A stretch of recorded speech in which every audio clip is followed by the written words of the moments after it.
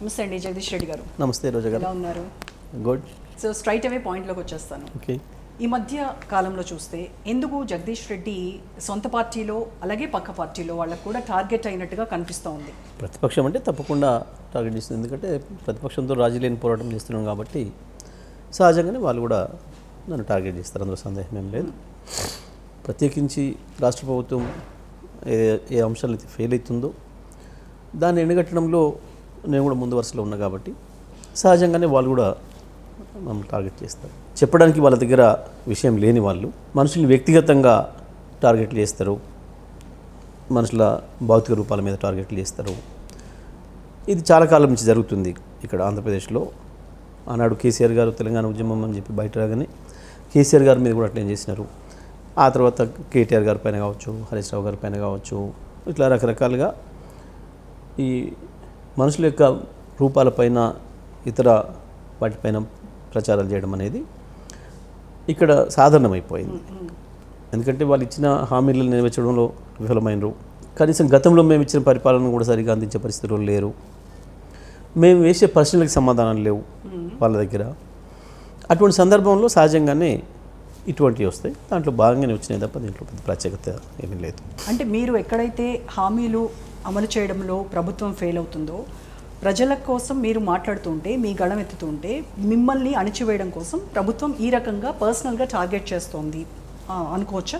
100% అందులో సందేహం ఏమి లేదు. అదే జరుగుతుంది ఇప్పుడు. నాట్ ఓన్లీ మీ, ఎవరిని చేసినా ఇలా వ్యక్తిగతమైన కామెంట్స్ చేస్తున్నారు, లేని అబద్ధాలు సృష్టించి వ్యక్తుల క్యారెక్టర్లను అసాసినేట్ చేసే ప్రయత్నాలు చేస్తున్నారు, లేదా వ్యక్తుల యొక్క భౌతిక రూపాల గురించి మాట్లాడుతున్నారు అని అంటే ఇవన్నీ కూడా అవతల వాళ్ళ యొక్క పసలేనితనం, లేదా అవతల వాళ్ళ యొక్క వైఫల్యాలు, అవతల వాళ్ళ యొక్క తప్పులు, వాటిని కప్పిపుచ్చుకోవడం కొరకు ప్రజల్ని దృష్టి మరలించే ప్రయత్నం. ఇది దాంట్లో బాగానే ఇవన్నీ జరుగుతున్నాయి. సో ఇవన్నీ డైవర్షన్ పాలిటిక్స్ 100%. ఈ డైవర్షన్ పాలిటిక్స్లో ఎందుకు అంటే జగదీష్ రెడ్డి మెయిన్ టార్గెట్గా కనబడుతున్నాడు? లైక్ మీకున్నటువంటి ఆస్తుల విషయంలో కావచ్చు, కేటీఆర్ల కంటే ఎక్కువ సంపాదించుకున్నాడు జగదీష్ రెడ్డి అని వాళ్ళు మాట్లాడతారు. షాబాద్లో మీకున్నటువంటి 80 acres ఫామ్ హౌస్ 50 లక్షలు కేసీఆర్ ఫామ్ హౌస్ ఎకరం ఖరీదు చేస్తే మీది దాదాపు 40 నుంచి 50 కోట్లు పలుకుతుందని చెప్తున్నారు. అవి చిల్లర వేషాలమ్మ, చిల్లర మాటలు, ఆధారం లేని పనికి మాలే మాటలు. పెద్ద నేను వాటి గురించి నాకు పెద్ద చర్చించడం కూడా ఇష్టం ఉండదు.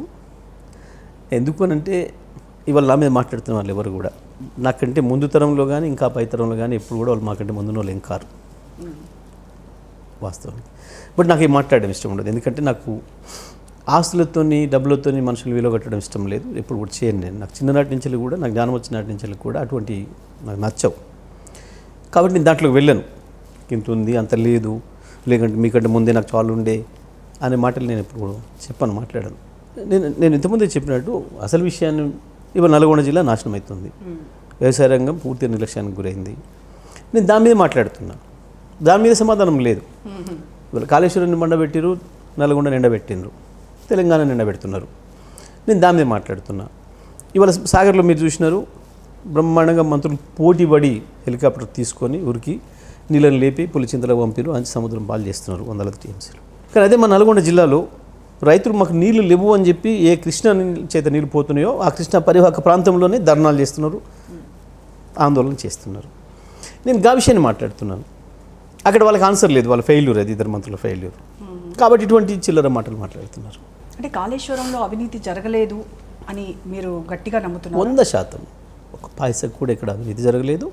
మీరు ఇంకొకటి రోజా గారు, కాళేశ్వరం కొట్టుకపోయింది 1,00,00,000 కోట్లు మట్టిపాలైన 1,00,000 కోట్ల అవినీతి అన్నారు. మీరు వాళ్ళు చూస్తే కాళేశ్వరం యాజిటీస్గా ఉంది, ఇంటాక్ట్ ఉంది. జస్ట్ కేవలం ఒక 2 పిల్లర్లు 1 ఫీట్లో కుంగిపోయినాయి, 2 పిల్లర్లు కానీ కూలిపోయినాయి చెప్తున్నారు వాళ్ళు. కొట్టుకపోయింది 100 సందర్భాల్లో మీరు చూడండి వాళ్ళ మాటలు. కొట్టుకపోయింది లేదు. మేము ఇంకోటి కూడా ఛాలెంజ్ చేసినాం, అసలు ఆ బ్యారేజ్తో సంబంధం లేకుండానే కాళేశ్వరం నీళ్ళని తేవచ్చు. కన్నెపల్లి పంప్ హౌస్ నుంచి వెళ్ళి మనకు నీళ్ళు వస్తాయి. కన్నెపల్లి పంప్ హౌస్ అనేది కాళేశ్వరం మనం మేడిగడ్డ ప్రాజెక్ట్ ఏదైతే అనుకుంటున్నాం దానికంటే 12 కిలోమీటర్ల పైన ఉంటుంది. ప్రాణహిత వచ్చి కలవగానే ఇది ప్రారంభమవుతుంది. ప్రాణహిత వచ్చి కలిసిన తర్వాతనే గోదావరిలో నీళ్ళు వస్తున్నాయి. ఇవాళకి కూడా గత 2 నెలలుగా వస్తున్నాయి. 2 నెలల నుంచి ఇప్పటికీ దాదాపుగా 150 నుంచి 180 టీఎంసీల నీళ్లను ఎత్తిపోసుకునే అవకాశం ఉండే మనకి. అంటే మొత్తం ఎంటైర్ తెలంగాణలో అటుపైన ఎస్ఆర్ఎస్పి ప్రాంతం వరకు, అటు సింగూరు వరకు, ఇటు మా దగ్గర పెన్పాడు వరకు ప్రతి ఎకరానికి నీళ్ళు ఇచ్చే అవకాశం ఉండే, ఈ పాటికి రైతులు నాట్లు పెట్టుకునే అవకాశం ఉండే. కానీ వీళ్ళ దుర్మార్గం వల్ల అది కావటం లేదు, ఆన్ చేయటం లేదు. కేవలం రాజకీయాల కొరకు, చంద్రబాబు నాయుడికి లాభం చేకూర్చడం కొరకు చేస్తున్న పని, బనకచెర్ల కొరకు ఇది స్పష్టంగా కనబడుతుంది. నేను ఈ విషయం మాట్లాడిన, ఇందులో ఏమైనా తప్పు ఉంటే మాట్లాడవచ్చు. నేను దాంట్లో ఛాలెంజ్ కూడా చేసిన. మాకు అప్పచెప్పండి, కేసీఆర్కి 4 రోజుల్లో నీళ్ళు తీసుకొచ్చి చూపిస్తాం, కేసీఆర్కి అప్పచెప్తే. తీసుకురాలేకపోతే నేను మా ఎమ్మెల్యే పదవి రాజీనామా చేస్తాను చెప్పిన. లేదు అక్కడికి వస్తే మీరు ఏ శిక్షకైనా సిద్ధం, ఆ రైతులకే చెప్దాం, రైతులనే వేయమందాం నీకు నాకు అని చెప్పింది. దానికి సమాధానం చెప్పలేక ఈ చిల్లర మాటలు, ఈ చిల్లర దందాలు, ఏందో ఆస్తులని, ఇదని అదని, అవినీతి అని, అంతకు మించి ఏమీ లేదు ఆడ. అంటే కాళేశ్వరానికి సంబంధించి ఎవరైతే ఇంజనీర్లను విచారించారో వాళ్ళ దగ్గర మరి 1000 కోట్లు బయటపడినటువంటిది, దానికి ఏం చెప్తారు సమాధానం? ఇంజనీర్లను ఇవాళ పాపం రిటైర్ అయిన తర్వాత వాళ్ళ ఇళ్ళ మీద రైడ్ చేసేసి ఏదో ఉంది అని చెప్తున్నారు. ఎక్కడన్నా మీరు చూసిండ్రా 1 రూపాయి కట్ట దొరికినట్టు వాళ్ళ దగ్గర నన్న మీకు కనిపించిందా? విజువల్స్లో ఇచ్చిండ్రా? ఆ రకంగా చేసి ఒక చిల్లర. ఎందుకనంటే నేను ఎందుకు చేస్తున్నారు ఇది, ఎందుకు చేస్తున్నారు? అధికారుల మీద ఎప్పుడైనా చేయొచ్చమా? ఇవాళ చెప్తున్నాను నేను, కాళేశ్వరంలో రిటైర్ అయిన వాళ్ళ మీద ఇంత ఉంది, వాళ్ళ దగ్గర ఎంత ఉందో అని ఒక తప్పుడు ప్రచారాలు చేస్తున్నారు. ఇవాళ కూడా ఏసీబీలో ఒక అధికారి దొరికిండు, ఒక 25 లక్షల రూపాయలు లంచం తీసుకొని దొరికిండు.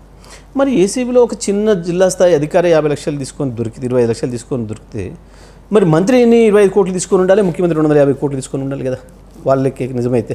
అదే కదా ఏసీబీలో దొరికిన ఆరోపణలే నిజమైతే, ఏసీబీలో అధికారులు దొరకడమే మంత్రుల బాధ్యత అయితే, మరి ఇవాళ కూడా ఈ రోజు కూడా విలేజ్ సెక్రటరీ కూడా 50,000తో దొరికినాడు. అంటే ఆ ఎమ్మెల్యేకు 50 లక్షలు సంపాదించినట్ట, ఆ మంత్రి 50 కోట్లు తీసుకున్నట్ట, ఆ ముఖ్యమంత్రి 500 కోట్లు తీసుకున్నట్ట. ఇవాళ ఏమంటారు దీన్ని? ఏమైనా అర్థం ఉందా దీనికి? ఏమైనా వాదనకి దేనికి అంటే, కాళేశ్వరం విషయంలో ఏదైతే వీళ్ళు తప్పుడు ప్రచారాలు చేసినరో ఇవాళ బొక్కబొర్ల పడ్డారు. అందులో ఏమీ లేదు అని తేలిపోయింది. కాళేశ్వరం యాజ్ ఇట్‌గా ఉంది, ఇప్పుడు ప్రారంభిస్తే కూడా నీళ్ళు వస్తాయని చెప్పి తెలిసింది, అర్థమైపోయింది ప్రజలకు. దాంట్లో నుంచి బయటపడడం కొరకు దీని ఒక పనికిమాలిన వాదన తీసుకొచ్చి ముందు పెడుతున్నారు తప్ప, మీరు ఇప్పుడు రాజను సినిమా ఛానల్లో మీరు పనిచేస్తున్నారు. మీ ఆస్తి మీది, మీ సంపాదన మీది, మీ కష్టం మీది. మీ ఇంట్లో ఏదో 100 రూపాయలు దొరికినాయని చెప్పేసి మీ ఓనర్ దగ్గర 1 కోటి రూపాయలు ఉంటాయనంటే ఎట్లమ్మా? పీసీ ఘోష్ కమిషన్ నివేదికనిచ్చింది, 650 పేజీల నివేదిక. కానీ మరి దాన్ని కుదించింది ఎవరు, ఎందుకు ఈ రకంగా చేస్తోంది అని అనుకుంటున్నారు ప్రభుత్వం? నివేదిక ఇచ్చింది అంటున్నారు, కానీ ఇప్పుడు చూపించడం లేదు. చూపించకుండానే ఒక తప్పుడు రాతల్ని రాసి ముఖ్యమంత్రి స్వయంగా మంత్రివర్గంతో కూర్చొని తప్పుడు సమాచారాన్ని ప్రజలకు ఇచ్చే ప్రయత్నం చేస్తున్నారు. నివేదిక మొత్తం 650 పేజీలు మాకు ఇవ్వండి, మీరు దాన్ని అడ్డం పెట్టుకొని మా నాయకుడు కేసీఆర్ గారిని మమ్మల్ని బంధనం చేసే ప్రయత్నం చేస్తున్నారు, మా పార్టీని మలినం పట్టించే ప్రయత్నం చేస్తున్నారు. అసలు నివేదిక మొత్తం ఇవ్వండి, దాంట్లో ఏముందో చూద్దామని చెప్పి మేము ఛాలెంజ్ చేస్తున్నాం. మాజీ ఇరిగేషన్ మంత్రిగా మా హరీష్ రావు గారు కాళేశ్వరం మీద చేయండి, మీ విచారణ ఏం చేస్తారు అని చెప్పేసి ఛాలెంజ్ చేసినాం. మేము ఛాలెంజ్ చేసినామంటేనే అర్థమై ఉండాలి ఈ సన్నాసులకి. మేము ఛాలెంజ్ చేస్తున్నామంటేనే అర్థం కావాలి, మేము ఎంత విశ్వాసం ఉంటే చేస్తాము. మీ పైన కూడా విచారణకు సిద్ధంగా ఉండండి మీరు అని చెప్తున్నారు కోమటిరెడ్డి వెంకటరెడ్డి. వాళ్ళ బాగుందా పనికి మన మాట, చేత మాటలు, ఓ స్పృహలో లేని మాటలు, పొద్దున్నక కూడా స్పృహలో లేకుండా చేసే పనుల వల్ల వచ్చే మాటలు తప్ప ఇంకోటి కావు. వాస్తవానికి వాళ్ళని జోకర్ల కింద తీసుకుంటున్నారు ప్రజలు. కానీ మీరందరూ మీరేమో వాళ్ళని జోకర్లు అంటున్నారు, వాళ్ళేమో మిమ్మల్ని విలన్లు అంటున్నారు. విలన్లని సినిమా ఎండింగ్లో అరెస్ట్ చేసినట్టుగా టైం వస్తుంది, 2 ఏళ్ల తర్వాత ఖచ్చితంగా వాళ్ళని అరెస్ట్ చేస్తాము. తప్పకుండా ఫైనల్గా ఎవడైతే జైలు పోతాడో వాడు వెళ్ళి అవుతాడు, అందులో డౌట్ లేదు. తప్పకుండా ఫైనల్గా ఎవడు పోతాడో వాడే అవుతాడు, అందులో సందేహం ఏం లేదు. హీరోలే తాత్కాలికంగా దెబ్బతిని స్పృహ తప్పి లేదా ఇంకో పద్ధతిలో సైడ్ అవుతారు. తాత్కాలికంగా ఒక రోజు కొరకు కొద్ది రోజుల కొరకు విలన్లు పైచే అవుతారు కదా. ఇవాళ అదే జరుగుతుంది ఈ రాష్ట్రంలో. కొంచెం దెబ్బలు తిన్నటువంటి స్టేజ్లో ఉన్నారు. అవును, విలన్ల హవా నడుస్తుందా? ప్రస్తుతం విలన్లే వెళ్తున్నారు రాజ్యాన్ని, అందులో సందేహం ఏం లేదు. ఓకే, ఇది తాత్కాలికమైంది. ఇప్పుడు నేను అనడం కాదు, మీరు ప్రజల్లోకి వెళ్ళండి, ఎక్కడికి వెళ్ళినా చెప్తారు. మీరు నిరుద్యోగులను అడగండి చెప్తారు, విద్యార్థులను అడగండి చెప్తారు, మహిళలను అడగండి చెప్తారు, ఆటో కార్మికులను అడగండి చెప్తారు, వ్యవసాయ కూలీలను అడగండి చెప్తారు, మహిళలను అడగండి చెప్తారు, రైతులను అడగండి ఇంకా బాగా చెప్తారు. లేదా హైదరాబాద్కి వెళ్ళి బస్తీ వాసులను అడగండి, హైదరాబాద్ బాధితులను అడగండి, మూసి బాధితులను అడగండి, ఎవరైనా చెప్తారు. లేదు పెద్ద టాప్ క్లాస్లో ఉండే రియల్టర్లను కూడా అడగండి చెప్తారు. అదే పాడి బర్రెని అమ్ముకొని దున్నపోతుని తీసుకొచ్చుకున్నామనే భావన ప్రజలు మాట్లాడుతున్నారు. కానీ వాళ్ళు మాత్రము మేము ఇచ్చినటువంటి హామీలు అన్నీ అమలు చేస్తున్నాము, ఒక రోజు అటో ఇటో ఖచ్చితంగా అమలు చేసి తీరుతాము అని చెప్తున్నారు కదా.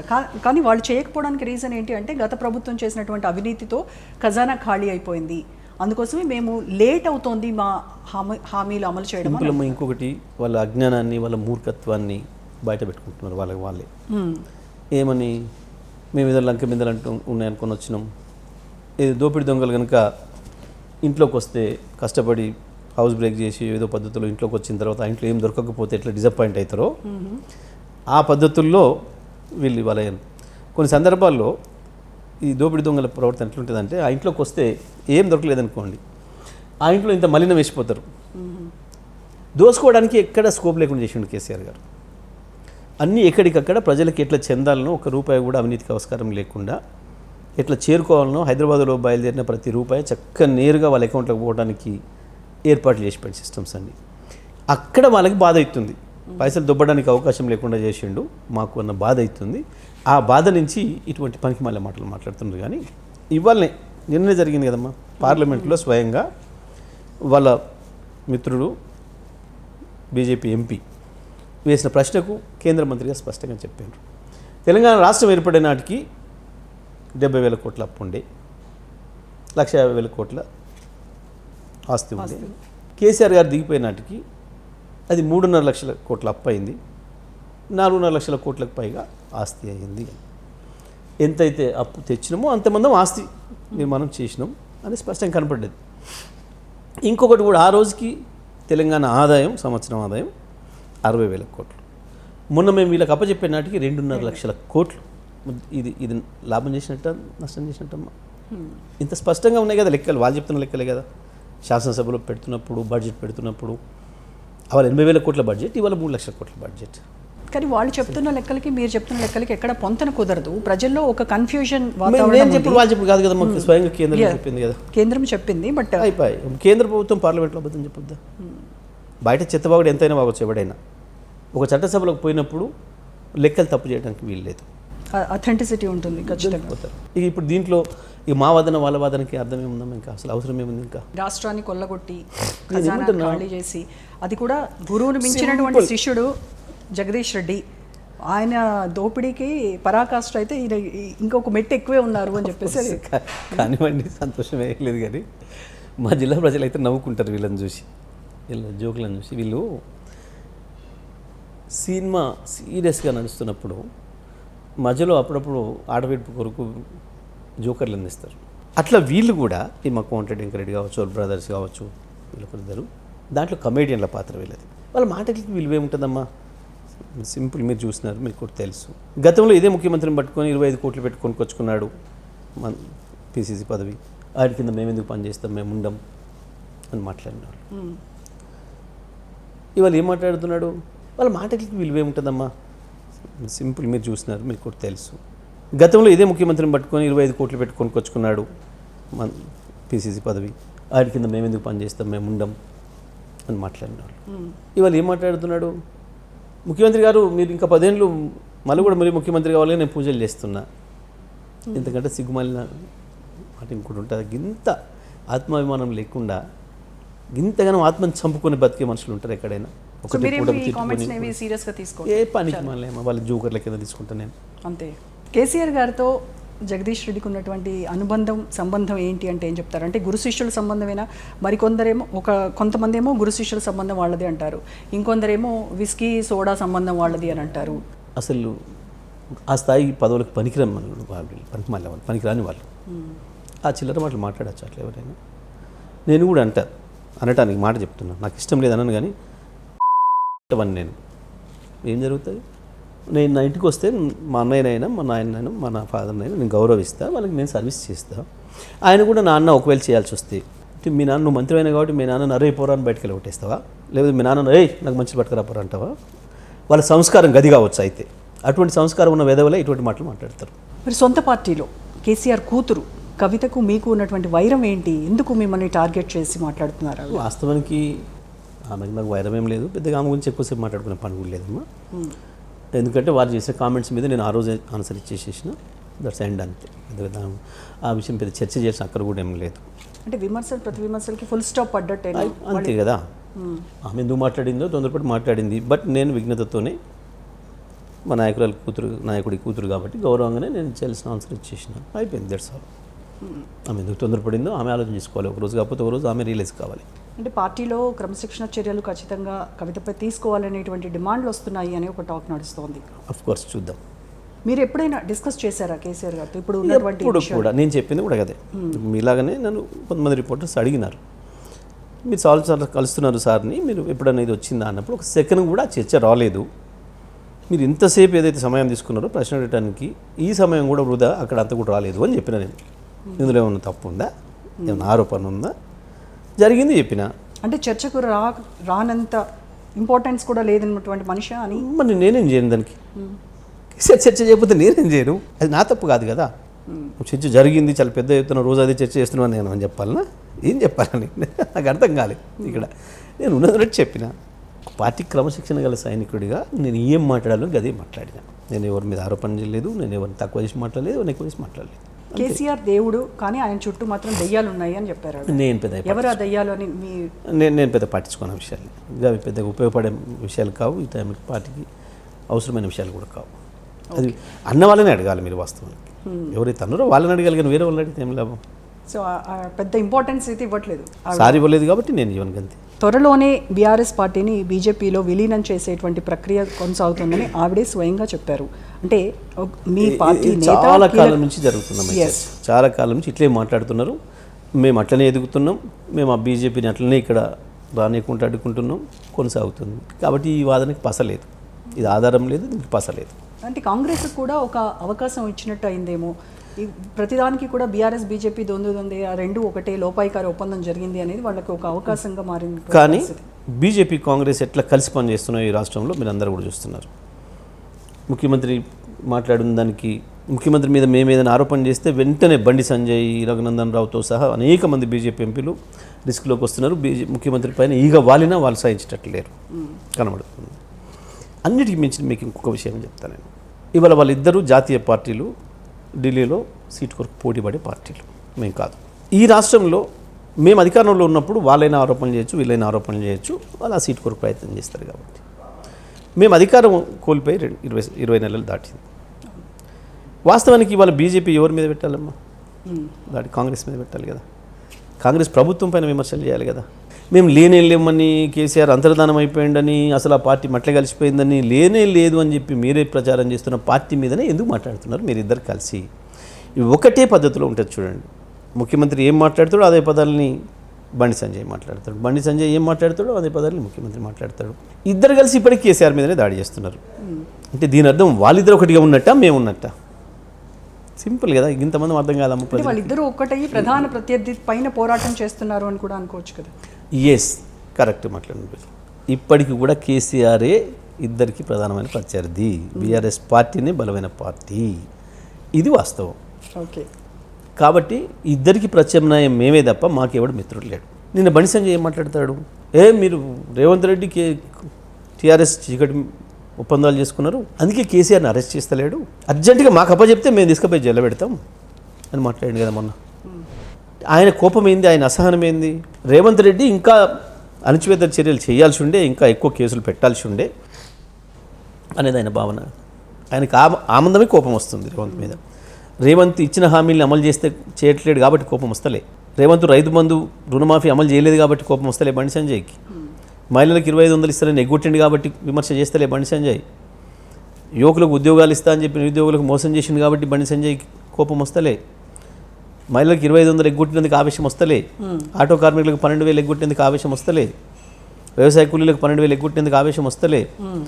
లేదా హైదరాబాద్లో హైడ్రా పేరు మీద పేదల ఇళ్ళు కూల్చేస్తున్నందుకు ఆవేశం వస్తలే బండి సంజయ్కి రేవంత్ మీద. కేవలం కేసీఆర్ని అరెస్ట్ చేయడానికి మాత్రమే కోపం వస్తుంది. అంటే ఏంది, వాళ్ళిద్దరి మధ్యన ఐక్యత ఉంది, ఇద్దరు కూడా కేసీఆర్ని శత్రువుకు చూస్తున్నారు. దాని అర్థం మేము మాత్రమే బలంగా ఉన్నాం, రాబోయేది మేమే అని చెప్పడానికి ఇదే ఉదాహరణ. మిగతా 16 మంది కూడా అదే లైన్లో ఉన్నారు.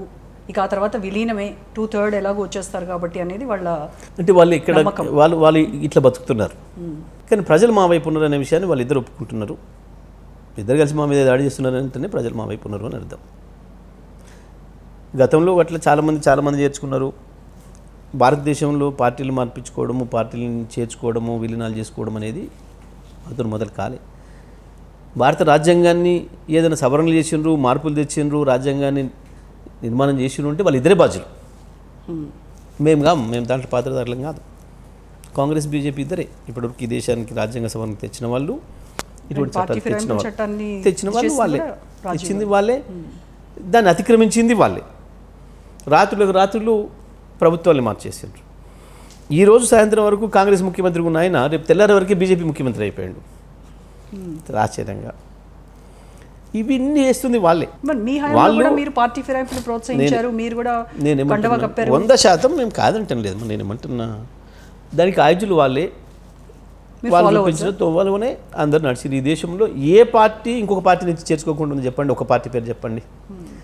పలానా పార్టీ వేరే పార్టీ వాళ్ళని ఎవరిని చేర్చుకోలేదు అనేది ఒక చరిత్ర ఉంటే ఒక్కటి చెప్పండి. భారతదేశంలో ఎన్ని పార్టీలు అధికారంలోకి వచ్చినాయి పోయినాయి? అదైతే ఒక టీఆర్ఎస్ఏ చేసినట్టు మాట్లాడింది. ఇవాళ మళ్ళీ వాళ్ళే ఏం మాట్లాడుతున్నారు? ఫిరాయింపులను ప్రోత్సహిస్తాం మేము ఎమ్మెల్యేలను గుంజుకుంటామని వాళ్ళే మాట్లాడుతున్నారు. మీ పార్టీ నుంచి వెళ్ళిన ఎమ్మెల్యేలు మేము పార్టీనే మారలేదు, ఇక్కడే ఉన్నామని చెప్తున్నారు కదా వాళ్ళు. అంటే ఏంది? భయం అవుతుంది, వణుకుడు వస్తుంది. కేసీఆర్ని వదిలిపెట్టి పోయినామంటే ఏం జరుగుద్దని భయం అవుతుంది. మరి మీ పార్టీలో ఉన్నట్టా లేనట్టా తేలుతుంది తొందరలోనే చట్టం ప్రకారం. మరి వీళ్ళైతే భయపడితే ఇక కొత్తోడు ఓడిపోతాడు. మీరే అంటున్నారు 10 మంది పోని ఇంకా 16 మందిని తీసుకుంటున్నామని వాళ్ళు కోతలకు వస్తున్నారు అంటున్నారు. వీళ్ళే మేము పోలేదు మరో అని వీళ్ళే అంటున్నారు. అన్నాక ఇంకోటి ఓడిపోతాడు, ఎట్లా పోతాడు? పోయినోడే భయపడుతున్నాడు అన్నాక. అంటే ఉప ఎన్నికలు రావు అని అంత స్పష్టంగా అసెంబ్లీ సాక్షిగా సీఎం చెప్పారు అని అంటే దాని అర్థం ఏంటి? సీఎం చాలా కోతలు కోసిండు, చాలా మాట్లాడిండు. పోయి సుప్రీంకోర్టు ముందట చెంపలేసుకొని అప్పుడు వీటిని కూడా ఇచ్చొచ్చిండు. ఇట్లాంటివి మాట్లాడి గాస్తాయి సీఎం ఆయన. శాసనసభలో కూడా అబద్ధాలు మాట్లాడవచ్చు అని చెప్పి చూపించిన మొట్టమొదటి సీఎం. స్పీకర్ నిర్ణయం తీసుకోవడంలో ఎందుకు డిలే అవుతుంది? సహజంగానే స్పీకర్ పైన ఒత్తిడి ఉందని ఆయన చెప్పుకుంటున్నాడు. పార్టీ నుంచి ఒత్తిడి ఉందనే విషయాన్ని ఆయన ఒప్పుకుంటున్నారు, చెప్తున్నారు. ఇన్ కేసు ఉప ఎన్నికలు వస్తే బీఆర్ఎస్ గెలుపుపై ఎంత మాత్రం ధీమాతో ఉంది? మనం లేదు, అన్ని స్వీట్లు స్వీప్ చేసేస్తాం. 10కి 10 బ్రహ్మాండమైన మేయటితో గెలుస్తాం. నల్గొండ జిల్లాలో ఒక్క బీఆర్ఎస్ ఎమ్మెల్యేగా మీరున్నారు, మిగతా అందరితో మీరు పోరాడుతూ ఉన్నారు అని చెప్తున్నారు. నెక్స్ట్ టైం వచ్చేసరికి వాళ్ళెవ్వరూ లేకుండా చేస్తారని మీరు శపథం చేస్తున్నారు. ఆయన సీటును కాపాడుకోమను ఫస్ట్ ఆఫ్ ఆల్ అని వాళ్ళు కూడా శపథం చేసేటువంటి. చూడమని నేను గత 10 ఏళ్లలో ఎప్పుడు కూడా వాళ్ళలాగా కోతలు కోయలే. మీరు 2018 ముందు తీయండి ఒకసారి పాత రికార్డులు, చాలా కోతలు కోసిండ్రు. మంత్రిని ఓడగొట్టేస్తున్నాం జగదీష్ రెడ్డిని అని చెప్పి. 2023 ముందు తీయండి, 5 ఏళ్ళు అన్న తమ్ముడు అందరు కలిసి కోతలు కోసిండ్రు జగదీష్ రెడ్డిని ఓడగొడతామని. కానీ నేను ఓడగొడతానని చెప్పలేదు, ఎన్నడూ కోతలు కోయలేదు. కానీ అందరినీ ఓడగొట్టిన. నేను చేతలు మాత్రమే చేస్తా, వాళ్ళలాగా కోతలు కోయను. ఇక వాళ్ళు నన్ను ఏం చేస్తారు, నేను వాళ్ళని ఏం చేస్తారు? నేనేమంటున్నానంటే ఎప్పుడు కూడా నేను చేసిన నన్ను ప్రజలు చేస్తారు. నిన్ను ఓడగొట్టినా నన్ను ఓడగొట్టినా ప్రజలు చేస్తారు. పార్టీలు గొప్పవి, పార్టీలు చేస్తాయి. మీకు అల్పాలు ఎక్కువ, మేమే పార్టీల కంటే మునగాండ్లమని మాట్లాడతారు. ఒక్కసారి పార్టీ నుంచి బయటకు వెళ్తే ఏమైందనే బతుకు? ఓడిపోయినాడు. ఓడిపోయి మళ్ళీ ఈ పార్టీలో అయితేనే గెలుస్తా అని చెప్పేసి పార్టీలోకి వచ్చినాడు. నేనేమంటే వీళ్ళందరినీ ఓడగొట్టినాను నేను. వాళ్ళ లెక్క ప్రకారమే నిజమైతే నేనే కనుక ఆ జిల్లాకు బాధ్యునని మీరు భావిస్తే నేను పార్టీనే గొప్పది, పార్టీలో నేను ఒక భాగస్వామిని, నా పాత్ర కూడా ఉంటుంది, అందులో సందేహం ఏం లేదు. ఇవాళ ఓటమికైనా నా పాత్ర ఉంటుంది, ఆనాడు గెలుపుకైనా నా పాత్ర ఉంటుంది అనే విషయం నేను చెప్పిన. కానీ దానికంటే మించి మీరు కోతలు కోసి మేము ఆయన ఓడగొడుతున్నాం ఈయన వాగుతూనే ఉన్నారు. వాళ్ళు అట్లనే కోతలు కోస్తూనే ఉన్నారు, నేను ఇట్లనే గెలుస్తూనే ఉన్నా. ప్రజలను గెలిపిస్తూనే ఉన్నారు. కూడా ఒక గెలుపుగా చూడట్లేదు. అంటే ఏదో అత్యవసర మార్కులతో పాస్ అయిన విద్యార్థిలాగా 2000, 4000, 6000 మెజారిటీ వచ్చినటువంటి గెలుపు కూడా ఒక గెలుపేనా? నేను కేవలం 2 లక్షల ఓట్ల ఎమ్మెల్యేకే 5000, 4000తోనే గెలిచిన. మరి పార్లమెంటుకు 3000తోనే గెలిచిన ఏమనాలి? 15 లక్షల ఓట్లల్లా ఇది పనికి మాల బాధలు, చిల్లర బాధలు తప్ప ఇవి కావు. నేను అనలే కదా ఎప్పుడు. టాస్తో గెలిచినప్పుడు కూడా గెలిపోయింది. 9 ఓట్లతో గెలిచాడు ఒక ఎంపీ. కాబట్టి నువ్వు 9 ఓట్లతో గెలిచినావు, నువ్వు కాదు నేను కూడా కొద్దిగా కూర్చుంటా పార్లమెంట్లో పోతాడా ఇంకోడు? పనికి మళ్ళీ మాటలు, చెత్త మాటలు తప్ప ఏముంటాయి అమ్మా ఇవి. ఒకసారి గెలుపు డిక్లేర్ అయిన తర్వాత నువ్వు ఇంతతో గెలిచినావు, అంతతో గెలిచినావు నేను కూడా అనొచ్చు. ఎవరి మీద ఓడిపోయాడు? రెడ్డి పిల్లవాడు 29,000తో ఓడిపోయాడు రెడ్డి. దాన్ని ఏమనాలి? సో మీరు ఒక్కరే ఒంటి చేత్తో నల్గొండ జిల్లాకి పూర్వ వైభవం తీసుకురాబోతున్నారా? పార్టీగా అందరం కలిసి పనిచేస్తేనే అవుతుంది తప్ప ఎవరో ఒక్కరు నేనే అంటే అది మూర్ఖత్వం అవుతుంది, అది తెలివి తక్కువతనం అవుతుంది. పార్టీలు గొప్ప ఎప్పుడైనా పార్టీలతోనే నడుస్తుంది. వీళ్ళు ఇంత కోతలు కోసి మేమే అని చెప్పి అడ్డగురు నిలువు మాట్లాడినా సొంతంగా గెలవమని చెప్పండి చూద్దాం. ఇండిపెండెంట్గా కాంగ్రెస్ని వదిలి బీజేపీ పోయి చేసిండు, గెలిచిండా? మళ్ళీ బతుకుదేరు లేక మళ్ళీ కాంగ్రెస్కి వచ్చింది. గెలవమని చూద్దాం ఎవడో. రాజీనామా అంటారు కదా మధ్యన, రాజీనామా చేసి ఇండిపెండెంట్ చేసి గెలవమనండి. మరి మీ పార్టీలో కూడా ఎందుకు అసంతృప్తి గళం వినిపిస్తూ ఉంది? గువ్వల బాలరాజు వెళ్ళిపోయారు, మరికొందరు కూడా వెళ్ళిపోతున్నారు. భారతదేశంలో టీఆర్ఎస్ పార్టీ ఒకటే పుట్టలే, టీఆర్ఎస్ పార్టీ ఒకదంతో లేదు. మీ పార్టీలో అనేక పార్టీలలో అనేక పార్టీల నుంచి ఉంటాయి. అవతల వైపు నుంచి వెళ్ళి అట్రాక్షన్స్ ఉంటాయి, ప్రలోభాలు ఉంటాయి, ఒత్తిళ్ళు ఉంటాయి, రకరకాలు ఉంటాయి. ఏముంటుంది దానికి? మరి వెళ్ళిన ఇప్పుడు ఇవాళ కాంగ్రెస్ పార్టీ నుంచి కూడా జాయినింగ్స్ వస్తున్నాయి, మాకు బీజేపీ నుంచి కూడా జాయినింగ్స్ వస్తున్నాయి. ఏముంటుంది దాంట్లో? సహజమైన విషయం. భారతదేశంలో ఇది ఇంకా మన్నేది చాలా ప్రపంచంలో చాలా చోట్ల కూడా ఉంటాయి. అభిప్రాయాలు మారుతాయి, అవసరాలు మారుతాయి, రకరకాల ఒత్తిళ్ళు ఉంటాయి, పోతున్నారు. మహబూబ్ నగర్ అంతా కూడా ఖాళీ అవ్వబోతోందని చెప్తున్నారు. సరే, కేటీఆర్ పై తీవ్రమైన విమర్శలు చేస్తున్నాడు గువ్వల బాలరాజు. ఏం పనికి మళ్ళీ ముచ్చట్లు మాకు పట్టించుకోవాల్సిన విషయం కాదు. చిన్నవాడు ఆయన ఏందో అందరికీ తెలుసు. ఇప్పుడు కొత్తగా చేస్తే ఏం లాభం, ప్రయోజనం ఏమిటి? కేటీఆర్ గురించి విమర్శలు చేసేంత స్థాయిలో ఉన్నారా వాళ్ళు? అందులో పోయినప్పుడు ఆ పార్టీ గొప్ప అనిపించుకోవాలి, ఆ పార్టీలో ఏదో మాటలు వేయించుకోవడం కొరకు నా మాట్లాడితే 4 మాటలు మాట్లాడవచ్చు, కానీ ఆ స్థాయి ఉండాలి కదా మాట్లాడేటప్పుడు. ఆ మాట్లాడే మాటకు విలువ ఉండాలి కదా. ప్రభుత్వం నుంచి ఏదైనా సరే వాళ్ళు చేయని పనులని మీరు ఎత్తి చూపాలి అని అంటే అసెంబ్లీ సాక్షిగా మాట్లాడాలి, ప్రతిపక్షం మాట్లాడాలి. మరి ప్రజాప్రతినిధి అండ్ మీ పార్టీ అధినేత అయినటువంటి కేసీఆర్ ఎందుకు అసెంబ్లీలో అడుగు పెట్టట్లేదు?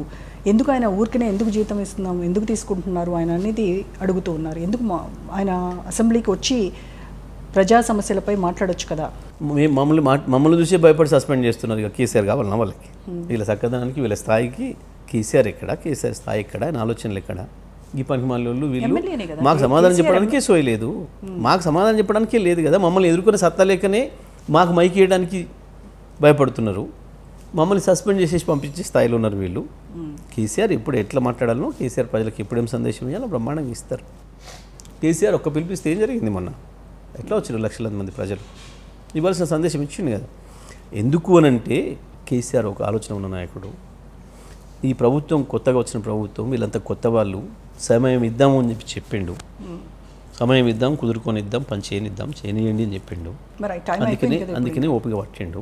ఏ సందర్భంలో ఎట్లా రావాలనో అట్లా వస్తాడు, చెప్పాల్సిన పద్ధతులు చెప్తాడు కేసీఆర్. ఎవడో అడిస్తేనే, ఎవడో పిలిస్తేనే, ఎవడో అరిస్తేనే రాడు. కేసీఆర్ ఎప్పుడు రావాలనో ఎట్లా రావాలనో ఆయన నిర్ణయించుకొని వస్తాడు. ప్రజలకు అవసరం ఎప్పుడుందో అప్పుడే వస్తాడు. కేసీఆర్ అతి త్వరలో కేసరిగా గర్జించబోతున్నారనమాట. వీళ్ళ భాషల్ని తిప్పికొట్టి తెలంగాణ తెచ్చిన కేసీఆర్కు వీళ్ళు సమస్య, వీళ్ళు లెక్క. కేసీఆర్ శిష్యులుగా మమ్మల్ని చూసే భయపడిపోతున్నారు, పారిపోతున్నారు. ఇంకా ఆయన దానికి ఎందుకు? మమ్మల్ని దాటిపోతే చూద్దాం. కేసీఆర్ గారికి మీకు ఏంటి అత్యంత సాన్నిహిత్యం ఎలా ఏర్పడింది? అది ఎప్పటి నుంచి? పార్టీ పెట్టిన రోజు నుంచి. అప్పటి నుంచి అందరూ ఉన్నారు పార్టీ పెట్టినప్పటి నుంచి. బట్ ఆయన క్వార్టరీ దగ్గరగా ఉన్నటువంటి దీనిలో మీరు ఒకరు. సహజం, మా అభిప్రాయాలు కలిసి ఉండడం కావచ్చు, వారి స్థాయి ఆలోచనలు ఉండడం కావచ్చు, తన ఆలోచనలకి సమాంతరంగా ఉండటం కావచ్చు, తన ఆలోచనలు తొందరగా అందుకునే లక్షణం ఉండటం కావచ్చు, అటువంటివి ఉంటాయి సహజంగా. హానెస్టీ, సిన్సియారిటీ, కమిట్మెంట్, సమయం ఇచ్చే విధానం. నేను పూర్తికాలం సమయం ఇచ్చినాను, అందరూ అట్లా ఇవ్వలేరు. అది కావచ్చు, ఇవన్నీ పనిచేస్తాయి ఒక నాయకుడు. ఇంకొకటి ఏంది, ఎవరో ఒకరు ఉండాలి కదా. ఎవరో కొంతమంది అయితే కలిసి పనిచేయాల్సి ఉంటుంది కదా. ఒక పార్టీ నడపాలన్నప్పుడు 24 గంటలు కలిసి పనిచేయాల్సిన అవసరం ఉంటుంది. పైగా మాది ఉద్యమం అన్నాడు, కొత్తగా పార్టీ పెట్టినాం, ఉద్యమం, తెలంగాణ రాష్ట్రం కొరకు పనిచేస్తున్నాం. ఇందులో మందిని కలిసి పనిచేస్తేనే సాధ్యమవుతుంది. నేనొక్కనే ఏమి ఉండకపోయేది. ప్రతిరోజు కూడా రోజు ఒక 7-10 మంది దాకా కూర్చొని మాట్లాడుకునే వాళ్ళు, ఏం చేయాలి, ఎట్లా అనేదానికి. సో లాయల్టీ, ఏం ఉద్యమం పందా ఏం తీసుకోవాలి ఏందనే దాని కొరకు. తప్పకుండా నేను ఒక్కనే ఏం లేదు, చాలా మంది ఉన్నారు. కేసీఆర్ నేను ఒక్కనే కాదు, అట్లా నాలాగా చాలా మంది ఉన్నారు ఆత్మీయులు. ఇప్పుడు దేశంలో ఈసీకి వ్యతిరేకంగా ఒక పెద్ద విప్లవం నడుస్తోంది, ఉద్యమం నడుస్తోంది. రాహుల్ గాంధీ నాయకత్వంలో ఇండియా కూటమి మొత్తం కూడా వెళ్ళారు, ఎంపీలందరూ కూడా ఈసీ ఆఫీస్ దగ్గరికి వెళ్ళారు. ఈ ఓటర్ లిస్టుకు సంబంధించి అవకతవకలు జరిగాయి అనేది వాళ్ళ ఆరోపణ. అండ్ బీజేపీకి తొత్తుగా మారింది ఈసీ, అందుకోసం ఆ పార్టీకి అనుకూలంగా పనిచేసింది కాబట్టి వాళ్ళకి అన్ని సీట్లు వచ్చాయి అనేది వాళ్ళ వాదన. అయితే కొన్ని నిర్ణయాలు మాత్రం ఈసీ కేంద్ర ప్రభుత్వం నడుపుతున్న పార్టీకి అనుకూలంగా నిర్ణయాలు తీసుకుంటుందనేది మాత్రం మనకు చాలా సందర్భాల్లో కనబడుతుంది, అందులో సందేహం ఏం లేదు.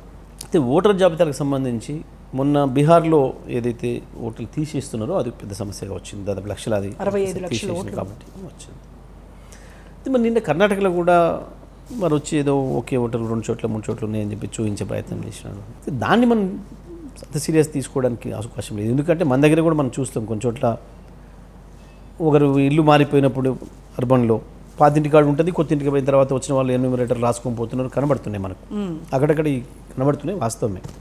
కాబట్టి దీన్నే దొంగ ఓటర్లు నిర్ణయం చేయలేం. కానీ ఈసీ విషయంలో గతంలో పనిచేసిన ఎలక్షన్ కమిషనర్ ఎట్లయితే స్ట్రాంగ్గా పనిచేసినారో శేషన్ నాయక్ ఈ మధ్యకాలంలో పనిచేస్తున్న వాళ్ళు గతంలో చేసిన వాళ్ళలాగా లేరు అనేది అయితే కనబడుతుంది, వాస్తవమే, అందులో సందేహం ఏం లేదు. అయితే రాహుల్ గాంధీ లేవనెత్తిన అంశాలకు సంబంధించి ఎందుకో మరి వాళ్ళ పార్టీకి సంబంధించిన మంత్రే రాజన్న మన కాలంలో కూడా జరిగింది తప్పులు, మన కాడ కూడా జరిగింది అని మాట్లాడినాడు ఆయన విచిత్రంగా. మరి అది కూడా మన బీజేపీ కోవర్ట్ ఆపరేషనా లేదా క్యాజువల్గా అన్నాడు ఆయన, ఎందుకో ఏం జరిగిందో కానీ దాంతో రాహుల్ గాంధీ వాదన కొంత బలహీనమైంది.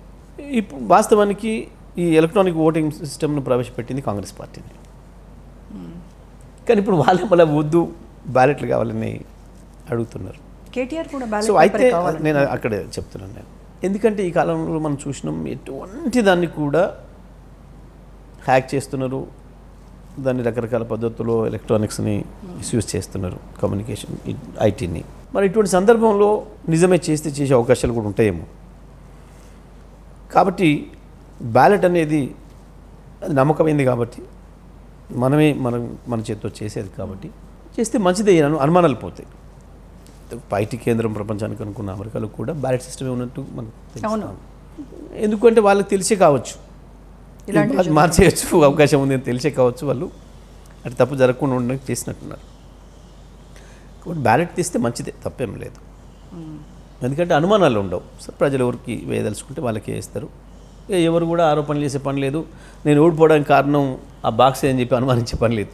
ఓకే, మంచిదే బ్యాలెట్ అవ్వడం. బట్ ఓటర్ లిస్ట్లో తారుమారు అవ్వడము, డిలీట్ చేయడము, ఈ వీటి కొన్ని సందర్భాల్లో అయితే ఈ 2023 ఎన్నికల తర్వాత మీరు కూడా కొన్ని ఆరోపణలు చేశారు. బీఆర్ఎస్ పార్టీ కూడా ఓటర్ల లిస్టులో కొన్ని పేర్లు పోయినాయి, లేవు అంటే మేము మా ఓటమికి అది కారణం అని మేము సాక్ష్యం జనరల్ వెతుక్కోలేదు. కానీ కొన్ని జరుగుతున్నాయి కొన్ని సందర్భాల్లో, కొన్ని పెద్ద నాయకులకు కూడా కొన్ని సందర్భాల్లో ఓట్లు పోతున్నాయి, తీసేస్తున్నారు. అట్లా కొన్ని చోట్ల వస్తున్నాయి ఆరోపణలు. చాలామంది బూత్ల దగ్గరికి వచ్చి మా ఓట్లు లేవు, మా ఓట్లు తీసేసారు అని చెప్పి వెళ్ళిపోతున్నారు వాళ్ళే ప్రజలుగా. అట్లాంటి పొరపాట్లు అక్కడక్కడ జరుగుతున్నాయి. మరి ప్రజలు జాగ్రత్త పడాలి, ఓటు ఉందా లేదా చూసుకోవాలి. జరుగుతున్నాయి అక్కడక్కడ సందర్భాలు. కాకపోతే ఏమైందంటే ఎన్నికల తర్వాత ఓటమి తర్వాత ఓడిపోయిన వాళ్ళు ఆరోపణ చేసేవరకే దానికి విలువ ఉండటం లేదు, ఓటమికి సాకును వెతుకుంటున్నారు అనే భావన వస్తుంది. కాబట్టి అది ఏదంటే ముందే చెప్పడం, జాగ్రత్త పడడం అనేది మంచిది. ఓటర్ లిస్టులను ముందే చూసుకోవాలి. ఎవరైనా రాజకీయ పార్టీలుగా వాళ్ళ బాధ్యత, వ్యక్తులుగా ఇండివిజువల్స్ బాధ్యత. బీసీలకు 42% రిజర్వేషన్ని అమలు చేస్తున్నాము, ఆర్డినెన్స్ కూడా తీసుకొచ్చాము. కానీ 9th షెడ్యూల్లో పెట్టి దీన్ని చట్టబద్ధత తీసుకురావాల్సినటువంటి బాధ్యత కేంద్రం ప్రభుత్వాన్ని అని చెప్తున్నారు. సో ఆ రిజర్వేషన్ల అంశం ఒక కొలిక్కొస్తే తప్ప స్థానిక సంస్థలకు వెళ్ళేటువంటి ఛాన్స్ లేదు అని చెప్తున్నారు. మరి లేదమ్మా, అప్పుడే మాట మార్చేసిండ్రు ముఖ్యమంత్రి కాంగ్రెస్ పార్టీ. ముందు నుంచి కూడా అందరికీ తెలుసు వీళ్ళది మోసపూరితమైన వైఖరి, ఒక్క వీళ్ళతో సాధ్యం కాదు, కేంద్ర ప్రభుత్వం అనుకోకుండా నిర్ణయం తీసుకోకుండా సాధ్యం కాని విషయం అని అందరికీ తెలుసు. ఎందుకంటే మేము 10 ఏళ్ళ కింద పంపిందే ఇంకా అక్కడ కేంద్రం దగ్గర పెండింగ్లో ఉంది. ఆనాడు మేము 37% పెంచుతూ పంపిందే, అసెంబ్లీలో ఏకగ్రీవ తీర్మానం చేసి పంపింది అక్కడ అట్లాగే ఉంది.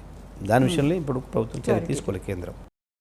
వీళ్ళు ఇంకా దాన్ని పెంచి పంపించడం అనేది కేవలం మొన్న ఎన్నికల ముందు బీసీ ప్రజల్ని మోసం చేయడం కొరకు ఇచ్చిన డిక్లరేషన్ తప్ప కామారెడ్డి డిక్లరేషన్ వాస్తవం కాదు.